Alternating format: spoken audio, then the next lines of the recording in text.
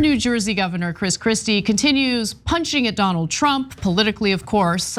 In this case, weighing in on his belief that Donald Trump did in fact play a role in inciting what happened on January 6th in our nation's capital. Now CNN is promoting this special with Chris Christie, which I kind of find hilarious because this graphic would not persuade me to watch something, but nonetheless. I mean, look at this giant marketing ad for a Republican politician who's clearly gonna run for president. Being Chris Christie. Oh, being Chris Christie, what the hell is that? That's not a thing. That's just being a scumbag politician.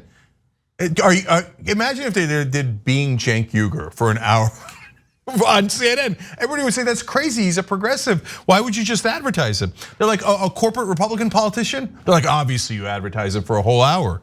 And that is worth millions of dollars, maybe tens of millions of dollars. This is a giant ad for Chris Christie. It's unbelievable.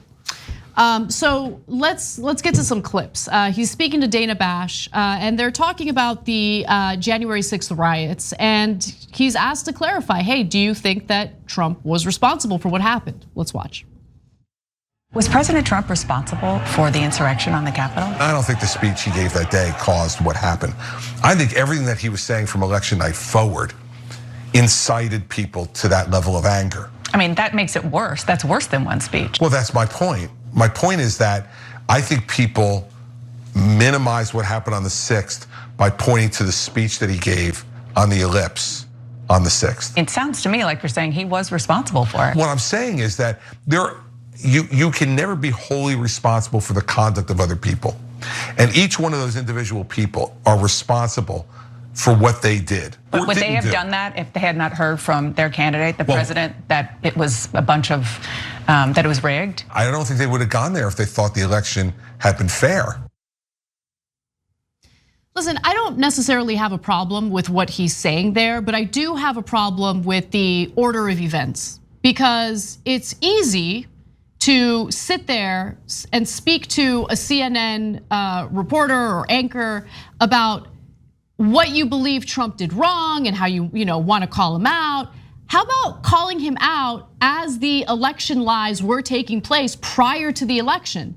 How about drawing attention to the fact that the post office at the time was being run by a Trump loyalist who was really going out of his way to make it incredibly difficult to get all the mail-in ballots counted on time? Right? How about mentioning those things as they were happening? But now that Trump doesn't have his Twitter account, and now that Trump is someone he's very likely to run against in the Republican primaries for the 2024 election, oh, now I'm gonna try to hold Trump accountable, call him out for his wrongdoings. Please. So we're fair. So I'll tell you all the upsides and downsides of this. So what Chris Christie said is totally true, right? And I've been saying that all along. It's not just the speech. That speech by itself is relatively unremarkable. It's a typical Trump speech about I was robbed, I'm crying. Why don't you just go, hurt and attack the people that are against me? But he says that in every speech, right? No, it was the entirety of what Trump had done about lying to them that the election was stolen and that they had to do something to protect the country, etc. That fomented that. Anyone who says it wasn't Trump, it's absurd. How could we even debate that? Who was it? They did it for Elmo? Who the hell else did they do it for? Why did they bum rush the Capitol to try to overturn the election? Because Donald Trump told them that the election was fraudulent and it was a lie and they need to protect the country. Of course, I can't stand these nonsense debates. Yep. All right, so that part is obvious. So give credit to Christie on that. But is Anna right that he didn't do it before and he's now doing it for his own political purposes because he's gonna run for president in 24? Obviously, but everybody knows that. Yep. Like he's gonna run, and so he's thinking Trump might run against him, so he's attacking Trump. Totally. Did CNN ever clarify that? No, of course not. Are they, when in being Chris Christie, are they gonna talk about Bridgegate and all of his scandals and how he was down to 14% popularity in New Jersey? He was so loathed by the people of his own state? No, they're gonna do a fluff job where it's gonna be a giant ad for Chris Christie. So they're not doing real news at CNN. None of it is real. So then, now the third aspect of it is the most important. Well, on the upside, now we have a real fight. Everybody was scared of taking on Trump full frontal assault. Everybody's just like, every once in a while they'll tweak him and be like, oh, I think probably nonstop lies is not a good idea. And then they run away and they're like, and then Trump says, how dare you? Okay, nonstop lies is a great idea, right?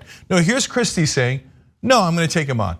And he did foment that, and he is wrong. He went further in that interview and he said, any Republican that doesn't call him out should never be president because they're saying he's better than me. Only Republicans who wait until it's advantageous to call him out should be considered for president. 100%. Yeah. By the way, Chris Christie, all you tough guy talk. I mean, look, he's a coward. Look, at the end of the day, he's a narcissistic, standard politician who also happens to be a massive coward. So look, while I agree that there are plenty of GOP lawmakers who were easily unmanned by Donald Trump and happen to be cowards, he's really no different. He is completely fueled by his self-interest, and that's it. End of story. Now, Bash asked him, hey, do you regret supporting Donald Trump? And his answer is telling. Let's watch. In the last days of the Trump administration, The New Yorker published a Q&A with you with the headline, Chris Christie has no regrets. Really? I really don't. Look, Mike, you don't regret prepping Donald Trump for his bait in to run for re-election? I do not. I do not. The only regret I have about that is the only regret I have about that is I caught COVID when I was doing it. Okay, more on that in just a second, but apologies, obviously that's not Dana Bash, that's not CNN, that was an Axios interview. But he mentioned getting COVID, right? And there's some interesting revelations about that as well, because according to Christie, Trump called in while he was suffering from COVID, but Trump's main concern was if Christie was going to blame Trump for contracting COVID-19, which he asked, are you going to say that you got it from me? So Christie explains that he was in the intensive care unit for about a week, and he had the highest fever he's ever had, body aches like he's never had before, and then he had trouble breathing. So he thought there's some chance that he was going to die. And a priest came in and did the oils and all that stuff. I mean, they were getting ready. Trump calls in the meanwhile, doesn't ask, how are you doing? And by the way, apparently Melania Trump called every day, he said, to make sure that he was okay. Trump calls in once, doesn't ask him how he's doing, just says, now you're not gonna blame it on me, right? If you die, you're not gonna blame it on me, are you? Like, Trump is a sociopath like we've never seen. He has zero empathy for anyone else. They're all sociopaths. But guys, Trump is just more overt. He's more overt. Yeah. That's why it's so dispiriting, because 40% of the country sees an obvious sociopath and goes, they love it. That's like my boy. Don't care about anyone else. Me, and hurt everyone else in your path. And that's 40. They live among us. Anyway, back to Christie though. So Christie says, I don't regret anything. Christie has one talent. He says everything strongly, and that's really important for a politician. So when Mike Allen asked him about whether he has regrets, he's like, oh no. Oh, what I did in supporting Trump was great. And now I think anyone who supports Trump is terrible. Wait, what happened? The only thing that changed was you wanting to run for president against Trump, right? No, it's a matter of principle. Before, when I was up his ass, it was the exact right thing to do.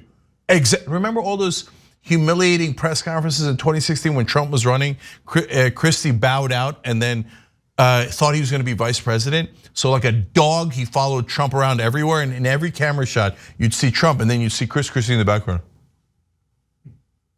Okay, and then they'd bring him on, and he'd humiliate himself and be like, Trump is right about everything. He has no regrets about any of that. He thought it was super strong that he did that. And now all of a sudden, his political interests are in a different direction. He's like, let me tell you, I'm a tough guy about Trump. We saw you walking around like a little poodle behind him, okay? Hey, don't insult poodles. That's fair. Thanks for watching the Young Turks, really appreciate it. Another way to show support is through YouTube memberships. You'll get to interact with us more. There's live chat emojis, badges. You've got emojis of me, Anna, John, JR, so those are super fun. But you also get playback of our exclusive member-only shows and specials right after they air. So all of that, all you gotta do is click that join button right underneath the video. Thank you.